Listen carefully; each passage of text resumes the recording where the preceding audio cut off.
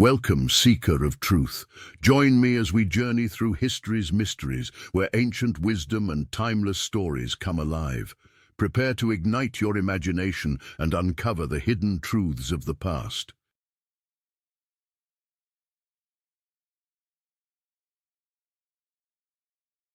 Hey everybody, and welcome back.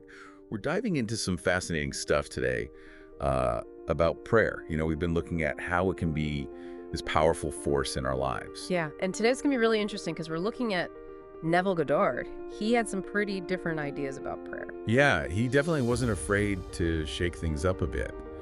So, what did he see as the real heart of prayer then? Well, he believed it all came down to imagination, but not just daydreaming. Not just wishing on a star. Exactly. He saw it as this incredible power we all have within us to actually create our reality. Okay, so instead of begging some outside force for what we want, we're tapping into this inner power to make it happen. That's it.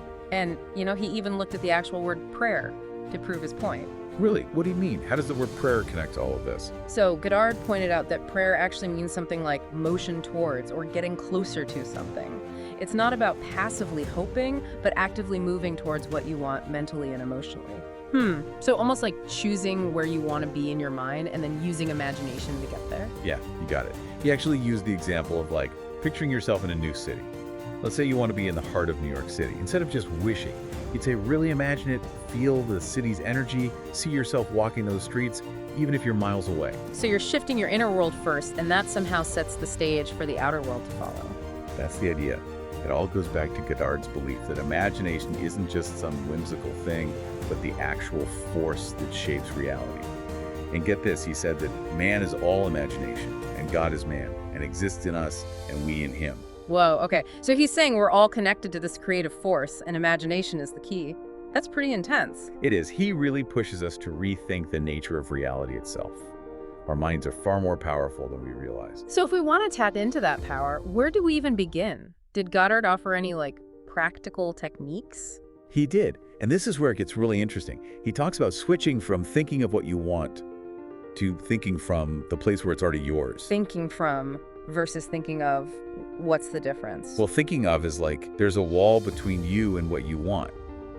You can see it but can't reach it. Thinking from is you're already there, fully experiencing it as if it's happening right now. So instead of longing for something, you're stepping into the feeling of already having it. Yeah. It's a total shift in perspective. Like Goddard said, you need to sleep as though you were now the man that you formerly desired to be. Completely immerse yourself in that feeling of the wish fulfilled, no doubts holding you back. So shifting your entire being, thoughts, feelings, everything to align with what you want. It makes you wonder, imagine how different life would be if we always approached our goals that way, from a place of already having it. It's powerful stuff. It is powerful.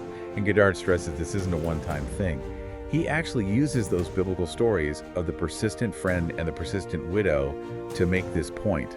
So it's not a magic spell, more like building a skill. Exactly, like learning an instrument. You're not playing a concerto after one day of practicing scales, are you? Right. It takes time, dedication, consistent practice. Goddard even talked about doing these mental exercises, like moving a few rooms in his apartment, just to strengthen his own imagination. Wow, he was committed, clearly practicing what he preached. Makes me curious, what exactly did he experience during those practices? And how did he tie that persistence in prayer to the idea of this God within, that I am consciousness he talked about so much? Yeah, his experiences were something else. He'd actually feel a shift when he did those mental exercises, almost like he was really moving through space, Wow, so he believed those exercises were helping him tap into that I am consciousness, right? Exactly, that deeper level of awareness that's always there. Okay, but I am consciousness. It sounds kind of mystical, doesn't it? What does it even mean? It might sound that way, but it's actually a common thread in a lot of spiritual traditions. The idea that real prayer isn't about asking some deity for favors, but more about connecting with this higher power, this universal consciousness that's also a part of us. So aligning ourselves with something much bigger than ourselves, but also within us, that's deep. It really is. And Goddard even interpreted some biblical ideas through this lens. Think about Jerusalem. Jerusalem, as in the actual city. What does that have to do with any of this? Right. Most people just see it as a physical place. But Goddard saw it as representing something much deeper, an inner state of being. like a state of complete conviction of fulfillment. So he wasn't talking about a geographical location, but a state of mind. Exactly. He believed it symbolized that place within us where we connect with that I am consciousness, where all our desires are already fulfilled. So basically, the fulfillment we're looking for isn't out there somewhere, it's within us all along. That's it. It's like that saying, what you seek is seeking you. Wow. It makes you think about all the times we're searching for answers outside ourselves when maybe we should be looking inward. That's exactly the kind of shift Goddard wanted us to make, turning the whole concept of prayer inside out, The real power is in transforming our inner world, not manipulating the outer world. So less about trying to bend the world to our will and more about aligning ourselves with what we want and trusting that things will fall into place. Yes, and it might sound radical, but it comes from understanding just how connected our inner and outer worlds really are. Goddard truly believed that when we change our inner state, the outer world has no choice but to reflect that. Powerful stuff. But it also makes you wonder, if it's all about our inner state, do our outer actions even matter? Like, if we can imagine our desires into being, why do we need to do anything at all? Great question. And honestly, that's a common misconception about Goddard's teachings. It's not about being passive in our own lives. Okay, so it's not about just sitting back and wishing for things to magically happen. Right. It's about understanding that our actions, they should flow from this place of inner alignment, not from some desperate struggle or need to force things. So we're talking about taking action from that state we talked about before. Yes. If you can imagine living from a place where you already feel the fulfillment of your desires, your actions are going to naturally reflect that confidence and clarity. So it's less about forcing things to happen and more about getting our inner and outer worlds on the same page, so to speak, so they can work together. Exactly. It's about understanding the power we have to create the life we want. And prayer, according to Goddard, that's the key to unlocking that power. This is all so insightful. So basically what we've learned so far is that we're not talking about prayer in the traditional sense. It's not about begging some higher power for things. It's about this active process of aligning ourselves with our desires, understanding the creative force of our own imagination, and living as if those wishes are already our reality. Perfectly said. And the real challenge, the work, lies in bridging the gap between where we are now and that desired reality, right?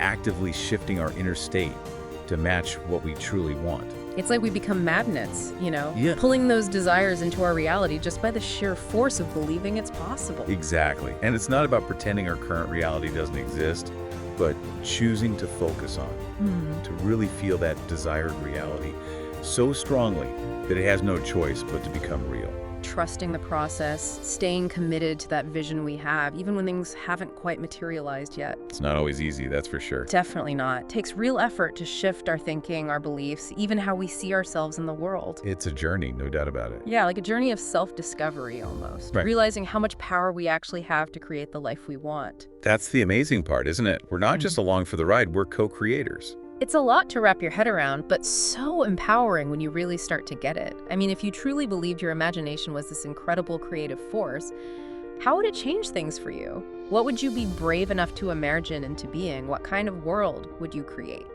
Those are the questions Goddard wants us to sit with. Not just think about, but actually do something with. Yeah, step into who we're meant to be, embrace that power within us, and create a life beyond our wildest dreams. A life where prayer isn't some last resort, but just how we live, a constant connection to that creative force inside us.